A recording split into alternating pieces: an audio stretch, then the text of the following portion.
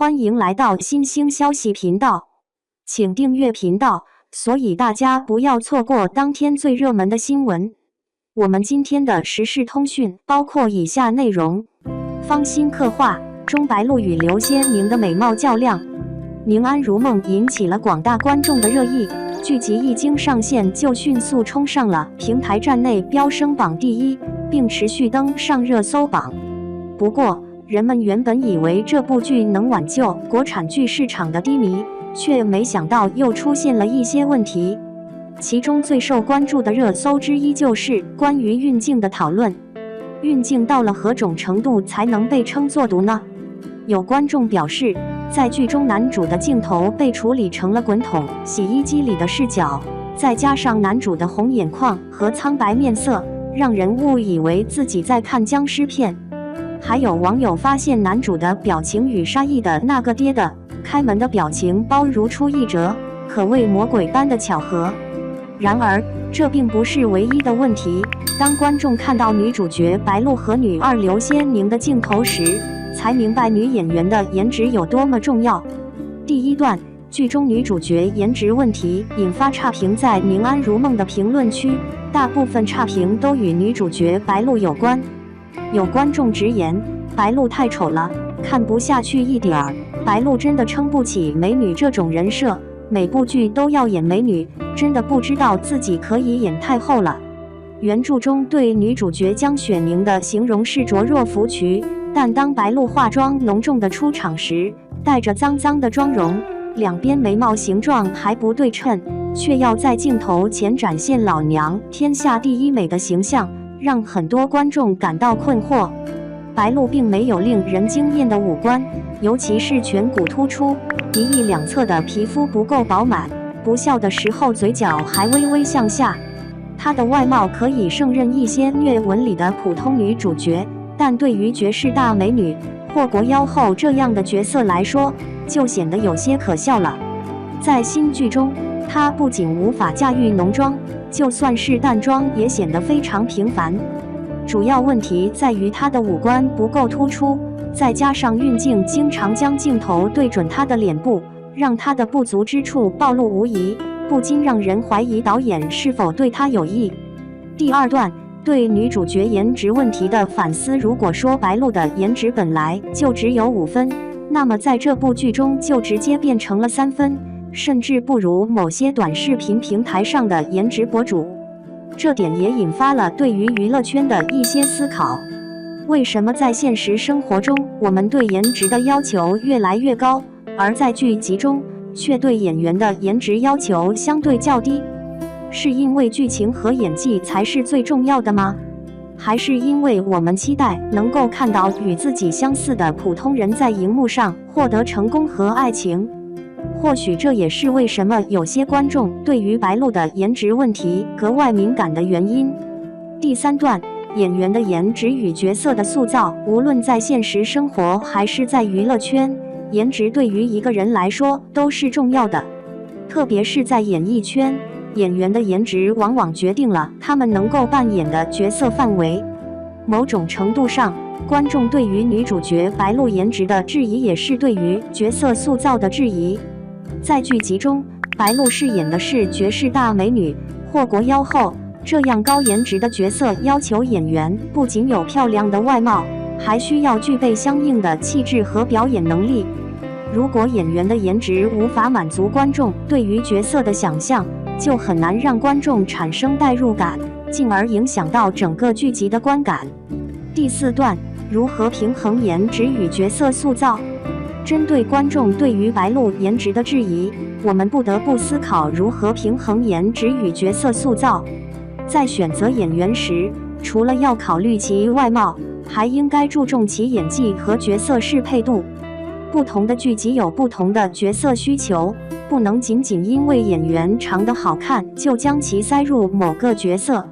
同时，对于没有特别突出颜值的演员来说，可以通过发挥他们在演技和气质方面的优势，来塑造出与其外貌不符但却让观众心动的角色形象。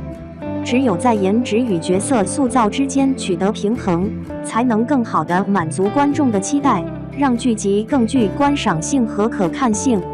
结尾，对于颜值与角色塑造的思考和展望，《宁安如梦》引发了关于颜值与角色塑造的讨论。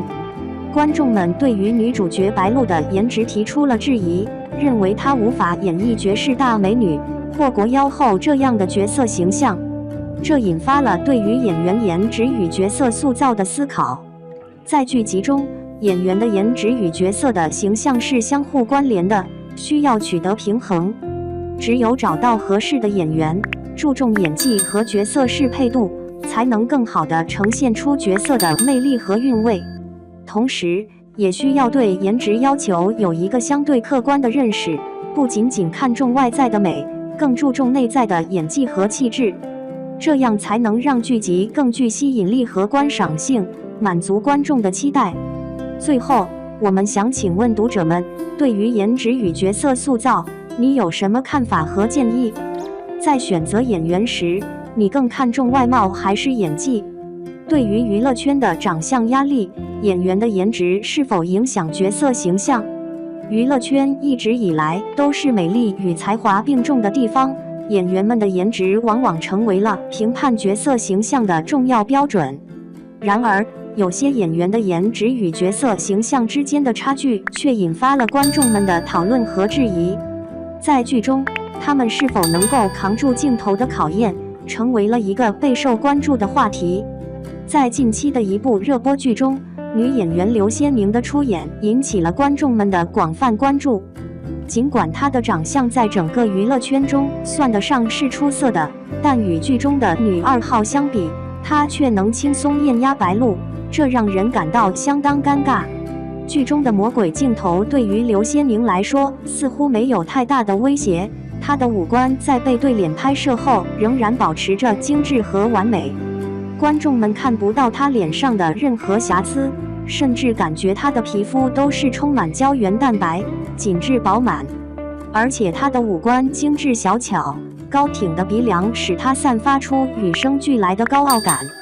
这样的颜值让人惊叹，不禁让人想起小说中倾国倾城的形容。与她同框的白鹿显得相形见绌，简直就是普通人与女明星的差距啊！在同一部剧中，神旨一的化妆师江雪宁的颜值也引起了观众们的关注。与刘仙宁的对比让白鹿的五官显得黯然失色，仿佛是长公主身边的丫鬟。这样的形象让观众们分不清到底谁才是真正的女主角。有时候不得不承认，演员的颜值对于角色形象有着至关重要的影响。如果演员只是普普通通的颜值，那么就不要轻易挑战什么美人形象了，否则只会引发观众的嘲笑。不仅仅是刘仙宁和江雪宁，娱乐圈中还有很多演员也陷入了同样的困境。赵露思在《且试天下》中挑战白凤熙一角，但观众们在看完正片后感到失望。赵露思的妆造敷衍，脸上毫无气色，嘴巴的五官乱飞，堪称行走的表情包。尽管她表演得很好，但观众们希望她下次不要再演这种角色了。同样的，周冬雨在《千古绝尘》中的出演也被观众们群嘲。她的长相与天下第一美女的人设相差甚远，这样的形象让她显得有些尴尬。这些例子都引发了一个问题：演员的颜值是否会影响角色形象？观众们对此有着不同的看法。有些人认为，演员的颜值与角色形象应该相符合，只有这样才能更好地诠释角色，让观众们更加投入剧情。然而，也有人认为，演员的演技才是最重要的，颜值并不是决定一切的因素。他们认为，只要演员能够将角色塑造得深入人心，颜值并不重要。对于这个问题，我认为演员的颜值确实会对角色形象产生影响，但并不是决定性的因素。演员的演技和塑造能力才是决定角色形象的关键。当然，一个漂亮的演员可以更容易地吸引观众的眼球，但如果他们无法真正地将角色内心世界展现出来，那么演技再好也无法弥补这个缺陷。因此，对于演员来说，他们应该努力提升自己的演技和塑造能力，而不仅仅依赖颜值来吸引观众的注意。观众们也应该更加理性地看待演员的演技和形象，不要仅仅以颜值来评判一个演员的好坏。毕竟，每个人都有自己的长处和不足，只有全面发展，才能真正成为一名出色的演员。最后，我想问读者们一个问题：你认为演员的颜值是否会对角色形象产生重要影响？你更看重演员的颜值还是演技？请留下你的评论，让我们探讨这个有趣的话题。女演员的颜值一直是备受关注的话题，尤其是在古装剧中，因为角色的外形要求比较高。然而，有些女演员却因为不符合角色的外形而遭到观众的吐槽和批评。比如，最近热播的《天醒之路》中，周冬雨扮演的角色颜值不太在线，甚至被剧中饰演她坐骑的女演员甩了800条街。同时，陈妍希在《神雕侠侣》中扮演小龙女的形象也被观众诟病。女演员的颜值在影视剧中的重要性不言而喻，但真正重要的是保持清醒，不要因为一时糊涂而消耗了羽毛。首先，我们来聊聊《天醒之路》。